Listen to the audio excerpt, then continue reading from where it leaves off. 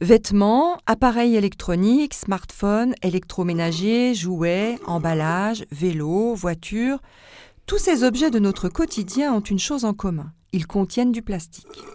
Matériaux extrêmement polyvalents, les plastiques rendent nos vies plus faciles, plus sûres et plus agréables.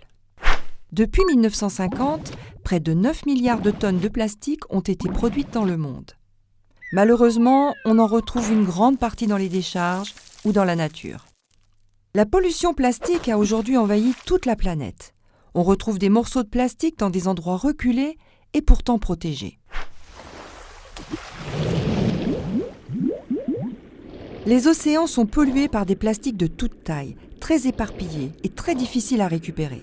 Ils engendrent chez les animaux des troubles de la respiration, de la nutrition, de la reproduction, et toute la chaîne alimentaire est concernée, du microplancton aux grands prédateurs en passant par les mollusques.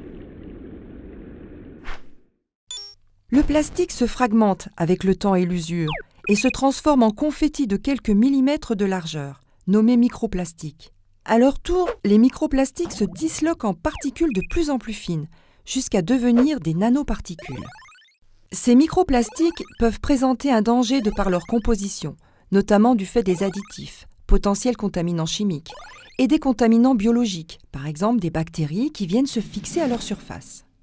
Compte tenu de la forte concentration de microplastiques dans les cours d'eau, les mers et les océans, il est nécessaire de s'interroger sur leur présence dans les produits de la pêche et l'eau de consommation.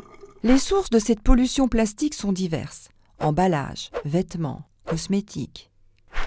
Lorsqu'on lave nos vêtements en tissu synthétique, par exemple, des nanoparticules se détachent et sont évacuées dans les eaux usées. Elles finissent dans les rivières, les fleuves, puis les océans.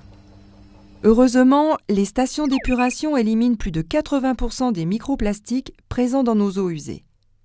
Mais ceux-ci ne disparaissent pas pour autant. On les retrouve dans les boues de traitement qui sont souvent épandus sur les sols agricoles. Beaucoup d'insectes se nourrissent de la matière organique des sols et ingèrent donc du plastique. Et surtout, ce plastique peut se retrouver dans les fruits et les légumes que l'on mange, ce qui peut avoir des effets sur notre santé. Autre constat, en France, seulement 26% des déchets plastiques sont recyclés. C'est trop peu. L'Europe a donc fixé récemment des objectifs ambitieux. 50% des emballages plastiques recyclés en 2025 et 55% en 2030. Alors, comment faire pour limiter les pollutions plastiques ? Au quotidien, voici quelques gestes à adopter. Boire l'eau du robinet plutôt que de l'eau en bouteille en plastique. Et utiliser une gourde métallique lorsque l'on est en déplacement. Pour faire les courses, prendre des sacs réutilisables, de préférence en tissu. Acheter des produits en vrac, sans emballage, en apportant ses propres contenants quand cela est possible, et les stocker dans des bocaux en verre. Respecter les consignes de tri de sa commune.